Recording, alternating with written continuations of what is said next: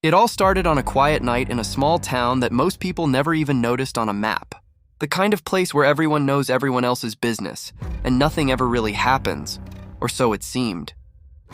Michael, a young man in his early 20s, had just moved into an old apartment building that had been standing there for decades. The landlord had warned him about some odd occurrences, but Michael, being skeptical and practical, dismissed them as superstition. The first few nights were normal enough. The building creaked with the usual sounds of age, pipes groaning, floorboards shifting, but then the strange things began. At first it was small, the soft sound of footsteps above him when he was alone in his apartment. Doors that he was sure he had locked swinging open by themselves. Michael chalked it up to old building noises and maybe his imagination. But then the shadows came. He would catch glimpses of a figure standing in the corner of his living room. At first, he thought it was a trick of the light or a passing cloud outside his window casting a shape across the room. But the figure seemed to move, slowly, deliberately, and always in the corner where he couldn't get a clear view. Michael tried to ignore it, telling himself he was just tired from work. One night, as he was falling asleep, he heard a whisper. Just a single soft word, leave. His heart pounded and he froze, staring into the dark corners of his room. No one was there. He got up, checked the locks, and even called a friend to talk, trying to shake off the feeling. The next few days were uneasy. Objects in his apartment seemed to shift positions when he wasn't looking. A mug on the counter would be on the floor in the morning. His phone would have messages he didn't remember sending. Michael decided to do some research. He asked neighbors about the building's history, expecting to hear stories of the usual urban legends or maybe a prankster tenant. But what he discovered chilled him to the bone. Years ago, an elderly woman who lived in the apartment above his had died under mysterious circumstances. Some said she had been disturbed by something in the walls, and others whispered that she had vanished completely, leaving no trace. After that, no one had lived long in the building without leaving, often in a hurry. He tried to rationalize everything, telling himself the sounds, the shadows, and the objects moving were all coincidences, but the experiences escalated. One evening, Michael came home to find scratches on his door. They were deep, jagged, as if someone, or something, had been clawing from the outside. Panicked, he called the landlord, who simply said, "Some buildings have their history. You might want to consider leaving." Michael didn't leave. Not yet. He set up a camera to record the apartment while he was at work, convinced he would catch someone sneaking in. When he checked the footage that night, what he saw made his blood run cold. The camera showed the living room empty at first, then slowly, a dark figure appeared. It didn't walk, it glided. It had no distinct features, just a shadowy form, and it seemed to be looking directly at the camera. Then the figure moved toward the kitchen, reached out and vanished into thin air. The timestamp showed it was the middle of the afternoon when he had been at work. The next night, Michael couldn't sleep. Every creak, every shadow made him jump. At around 2:17 a.m., he heard the whisper again, louder this time, more urgent. "Leave now!" Suddenly the lights flickered, then went out completely. He fumbled for his phone and shined the flashlight across the room. That's when he saw it, written across the wall in what looked like mud or something darker, the words, "You shouldn't be here." Panic overtook him. He grabbed his keys and ran out of the apartment, vowing never to return. The next day, when he went back with a friend and the landlord, the writing was gone. No trace of it anywhere. The scratches, the whispers, the shadowy figure, all gone. He moved out that week, leaving all his belongings behind, too scared to stay. Years later, Michael still doesn't know what exactly haunted him that apartment. Some say it was the restless spirit of the woman who died above him. Others think it was something older, something tied to the building itself. One thing he is certain of, whatever it was, it didn't want him there. And that night, when he heard the whisper say, "Leave now," he realized that sometimes it's better to listen. It was late autumn when Sarah, a 28-year-old nurse, decided to take a solo road trip through a remote stretch of countryside. She had just finished a grueling few months at the hospital and craved solitude, a chance to clear her mind. The route she chose was quiet, winding through forests and hills with barely any traffic. She loved the idea of being alone, surrounded by nature, but what she didn't realize was that some roads are quiet for a reason. The sun was setting when she reached a particularly isolated stretch. a narrow lane flanked by towering trees that blocked almost all the light. Her car's headlights illuminated just a few feet ahead, casting long, eerie shadows that seemed to twist and writhe as she drove. Suddenly, she noticed something in the distance, a figure standing by the roadside. At first, she thought it was a hitchhiker, but as she drew closer, the figure didn't move. It was a man wearing a dark hoodie, face obscured.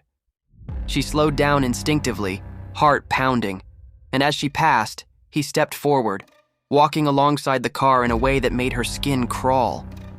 Something about him was wrong.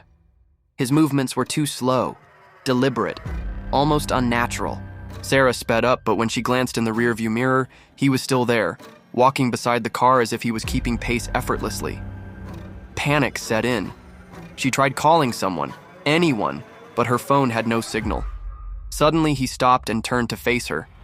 In the dim light, she could see that his face was pale, almost gray, and his eyes were unnervingly still, staring straight into hers. Then he smiled, a thin, cruel smile, and vanished. Just like that. Sarah slammed on the brakes, skidding to the side of the road. The place where he had been standing was empty, but the air felt heavy, cold, as if the forest itself was watching her. She tried to tell herself it was a trick of the fading light, exhaustion, or even stress from work. But the sense of being watched didn't fade as she continued driving. Every time she glanced into the trees, she thought she saw fleeting shadows, shapes that darted just out of the corner of her eye. Eventually, she reached a small town and checked into a motel for the night. She was relieved to have some semblance of safety, yet sleep did not come easily. In the dead of night, she was woken by a faint tapping at her window. Heart racing, she drew the curtain slowly and looked out, but the parking lot was empty. The sound stopped. She convinced herself it was just a branch against the glass, but deep down, she didn't believe it. The next morning, Sarah decided to leave the town quickly. She got in her car and drove cautiously, trying to forget the previous night. But as she passed a section of road lined with dense woods, she noticed something carved into a tree. A symbol she didn't recognize, a circle with strange lines etched deeply into the bark. Shivers ran down her spine. She glanced around, feeling the weight of unseen eyes. Then she saw it, at least she thought she did, a figure standing in the middle of the road ahead, motionless. She swerved, avoiding it, but when she looked back, there was nothing. Terrified, she drove the rest of the day, finally reaching a highway where other cars were present. Relief washed over her. She called her friend, recounting the experience in a shaky voice. But when she described the figure on the road and the symbol on the tree, her friend went silent. "What symbol?" her friend asked. "Can you describe it?" Sarah explained, but her friend's voice trembled. "Sarah, that's the mark people say belongs to him, the highway stalker. I don't even want to say this. He's been linked to people who vanish along that road. No one knows who he is or why he appears, but the symbol, it's said to mark those he's chosen." Sarah laughed nervously, trying to shake it off, but deep inside, she knew she wasn't joking.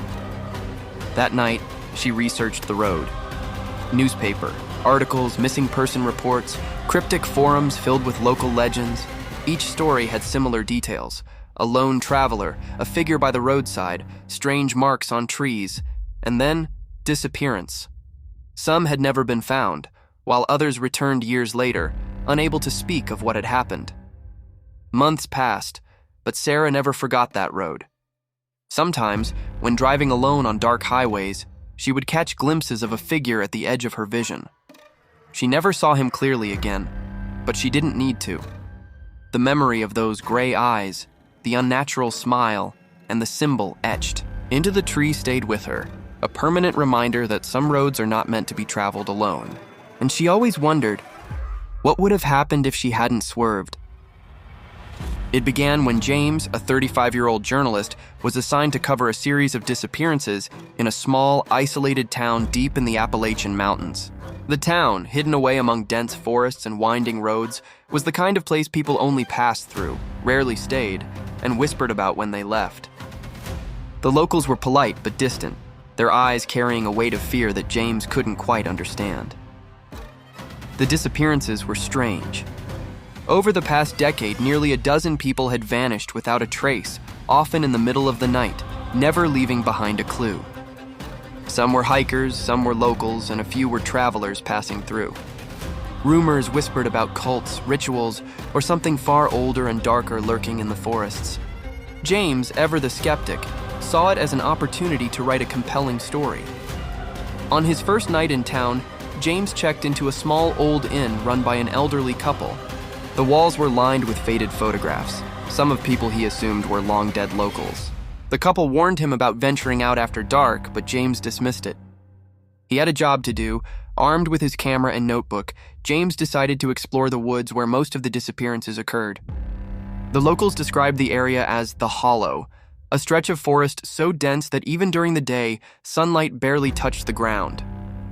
The air was heavy and damp, carrying the scent of decaying leaves. As he walked deeper into the hollow, James felt an unsettling presence, like eyes watching him from behind the trees.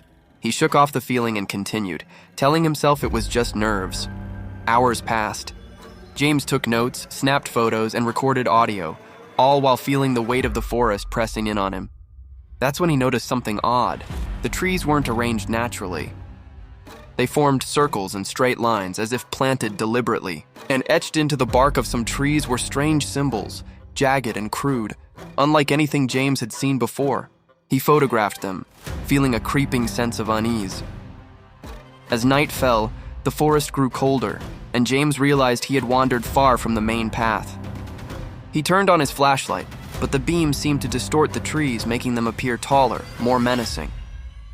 Then he heard it. A low humming sound, rhythmic, almost like chanting. Heart racing, he followed the sound cautiously. The chanting led him to a clearing, and what he saw there would haunt him forever. In the center stood a circle of figures, hooded and silent, surrounding a pit dug into the ground. Inside the pit was a person, or something that had once been human, bound and motionless. The chanting stopped the moment James stepped into the clearing. The figures turned to face him, their faces hidden in shadow, but he could feel their eyes piercing him. James froze. One of them spoke, voice calm and chilling. "You shouldn't be here." Before he could react, the circle closed in. Panic surged through him as he tried to run, but the forest itself seemed to resist him. The path he had taken disappeared, replaced by thick, twisting trees that led him in circles. Every step he took brought him back to the clearing. The chanting began again, louder this time, echoing through the trees like a living entity. Desperation overtook him.